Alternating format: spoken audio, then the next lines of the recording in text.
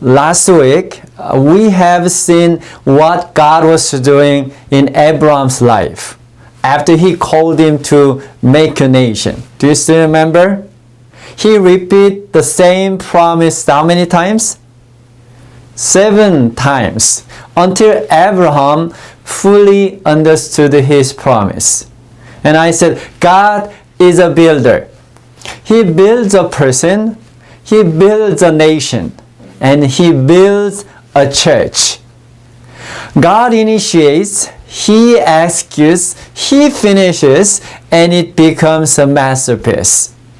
So while God was working to make Abraham a nation, what is Abraham doing? And what is Sarah doing? That's what we are going to learn today. Okay, most of all, he obeyed God's calling and left Haran, originally from Ur of Chaldeans. And the book of Hebrews put it this way. Hebrews 11:8 says, "And he went out, not knowing where he was going." Right? That's with faith he left Haran and toward the land which was unknown to him. And he traveled and he pitched a tent in a certain place. And the next thing he did, after left Haran, next thing he did was building an altar. Okay, it's in Genesis chapter 12, verse 8. And he moved from there to the mountain east of Bethel. And he pitched his tent with Bethel on the west and Ai on the east. There he built an altar to the Lord, and he called on the name of the Lord. Then he went down to Egypt. Going down, if you read the Bible carefully, going down has a connotation of dangerous moves in the Bible. Do you remember Jonah, story of Jonah, right? He went down to Tarshish. The went down Tarshish was he fled away from the presence of the Lord. And we already know Abraham got in trouble in Egypt, but with God's intervention, he could get out of it. Okay, then we'll go to jump to the story. After rescuing Lot, Abraham rescued Lot, and God appeared to him and said, "I am your shield, your exceedingly great reward." Then Abraham said, Genesis 15:2-3, "Lord God, what will you give me, seeing I go childless, and the heir of my house is Eliezer of Damascus? Look, you have given me no offspring. Instead, one born in my house, whole house is my heir." And God is a God of patience. He confirmed, after hearing that, complaint, he confirmed that Eliezer wouldn't be his heir. And his descendants will be like stars in heaven. Then God and Abraham made a covenant as God passed through the split animals. How about Sarah? What was her response to God's promise? She was anxious because she couldn't conceive a baby. And she said to Abraham, Genesis 16:2, "See now, the Lord has restrained me from bearing children. Please go into my maid. Perhaps I will obtain children by her." This is a very dangerous move. Sarah thought that she was barren because God kept her from childbearing. And she she made a plan to help God. And she suggests her husband sleep with her maid to have a baby. How did Abraham respond to her suggestion? He agreed. Maybe the unspoken word he might say, why not? Hopefully not. But there was no resistance though. It created big trouble not only in his time, but generations to come. Then many years passed by, and Abraham became 99. Do you remember how old was he when he left Haran? He was 75. So more than 2 decades passed by, and God told him again that he would make a nation. And also said in Genesis chapter 17, verses 15 to 16. Then God said to Abraham, as for Sarai, your wife, you shall not call her name Sarai, but Sarah shall be her name. And I will bless her, and also give you a son by her. Then I will bless her, and she shall be a mother of nations. Kings of peoples shall be from her. What was Abraham's response, since this is something he had been waiting for, right? Last more than 20 years, more maybe longer than that, he has been waiting for the news. He could have fell on the ground and cried with joy and gave thousands and thousands of thanks. Lord, thank you so much, right? That's what he did. Actually, what he thought and said were unbelievable. Unbelievable. Let's read it and see what did he do. Then Abraham fell on his face. Yes, he fell. And what did he do? He left with the joy. Let's see. Said in his heart, shall a child be born to a man who is 100 years old? And shall Sarah, who is 9 years old, bear a child? And Abraham said to God, oh, that Ishmael might live before you. God had to convince him again. So, next verse, Genesis 17:21. But my covenant I will establish with Isaac, not Ishmael, whom Sarah shall bear to you at this set time next year. Okay, the same year, not many days after, I guess, God told him again. It's in Genesis 18, verse 10. Read, I will certainly return to you according to the time of life. And behold, Sarah, your wife, shall have a son. Okay, this last time Abraham left. And this time Sarah did and talked to herself. Let's read from Genesis 18:12. After I have grown old, shall I have pleasure, my Lord being old also. Now, as I was repeatedly reading the conversation between God and Abraham, I could see the part in which the communication was broken. And no matter how much God emphasizes how great his descendants would be, Abraham continued to ask him a child.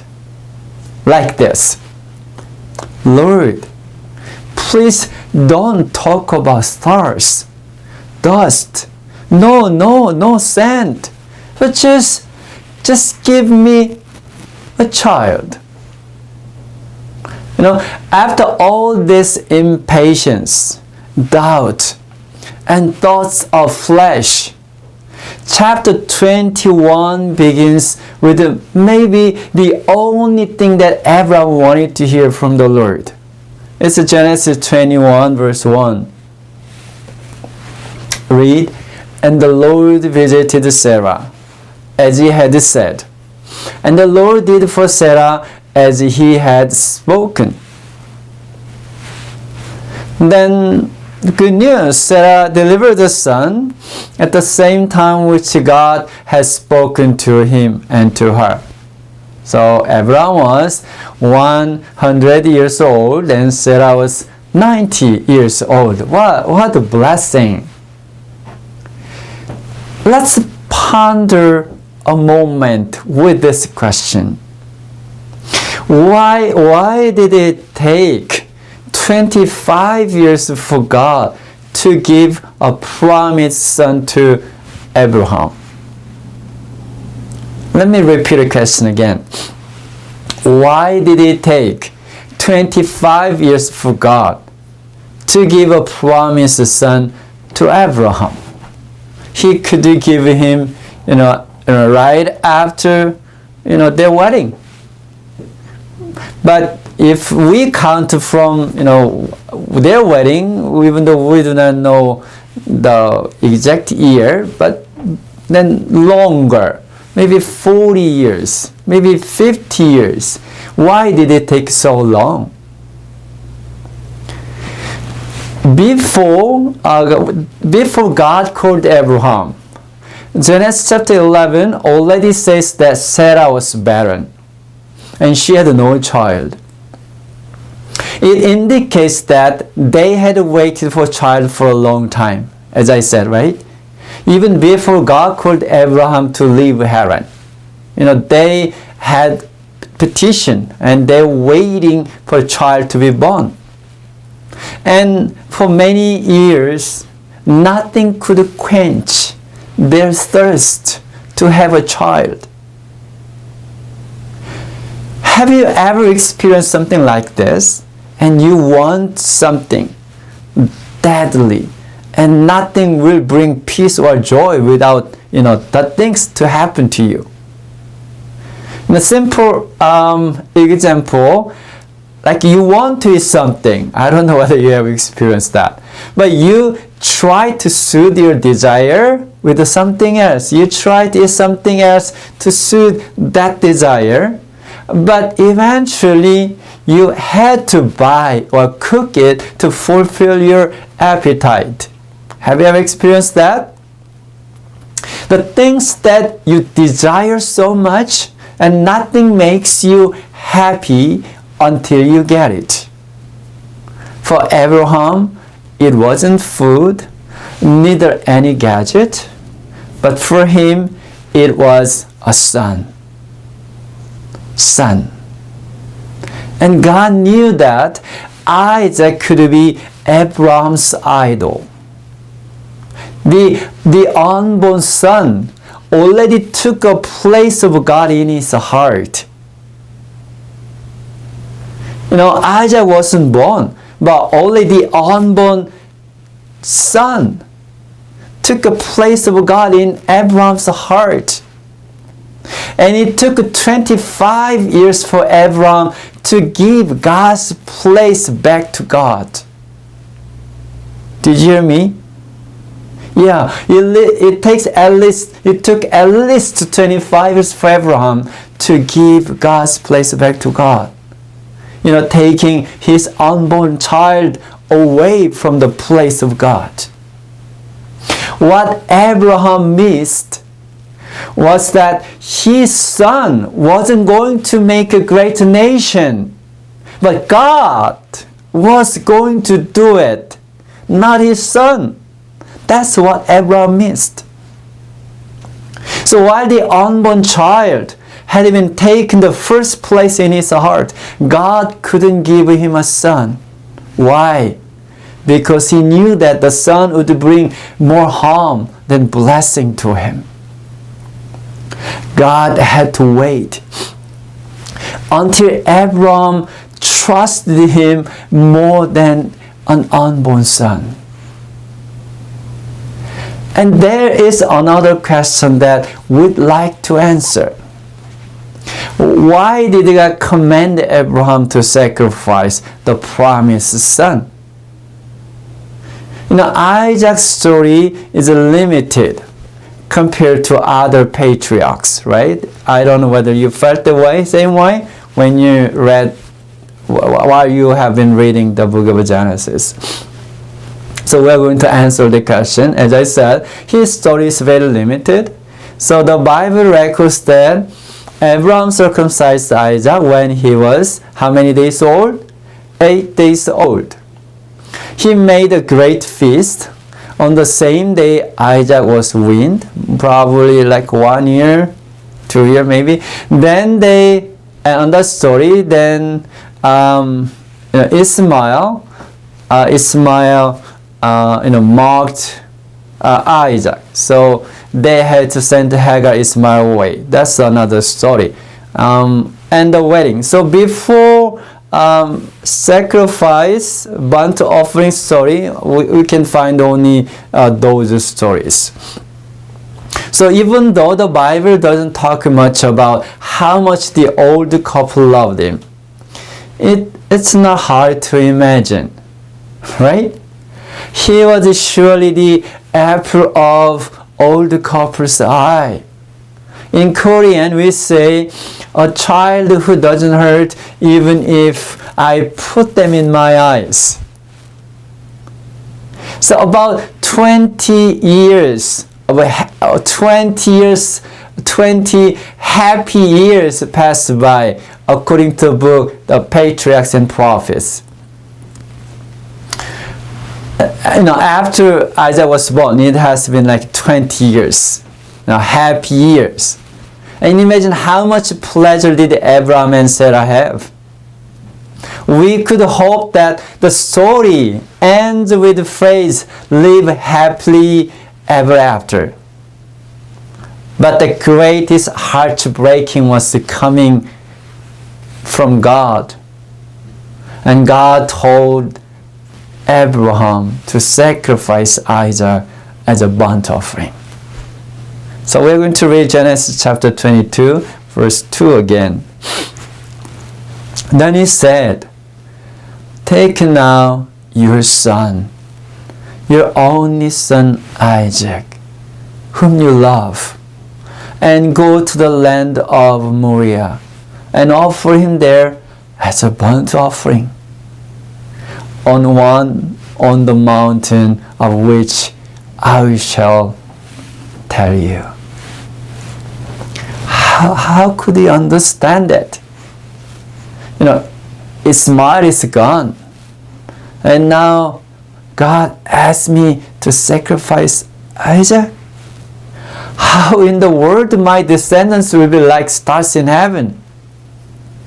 Furthermore, how can I shed the blood of my only son? I would rather die than doing it. The fathers you are listening to now, right? You would feel the same way.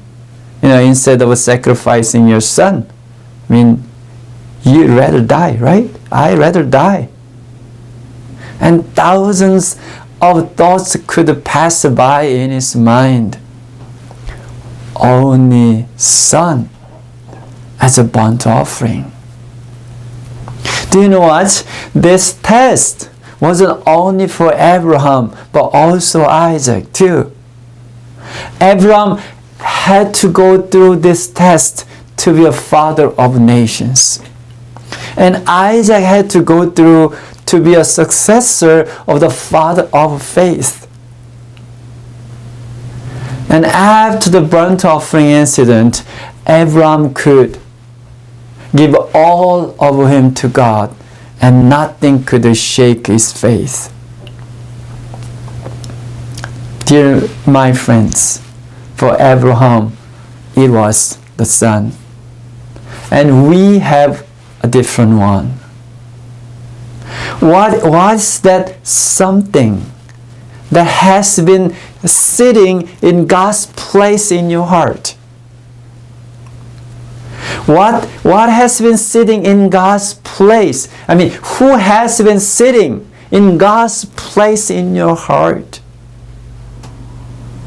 Is there anything that has been sitting in God's place in our church? Now, God told us to acquire our worship center where we worship Him and serve the community. In other words, He is going to build a worship center where we worship and serve the community. And we don't want it to be delayed for decades, right? As Abraham's case. For God to work in our life, for Him to work in our church, we have to clean. We have to empty His place, clean His place, and invite Him to dwell there in our hearts, in our church. If we don't do it, if our hearts are taken away for something else or someone else, God can use stones to build His church. My friends, are we ready? Are we ready to work with God to build His church? Do you want to commit on this glorious work? Would you like to pray and be ready for God's invitation? God will build His church, and I know it will be a masterpiece. God bless you all.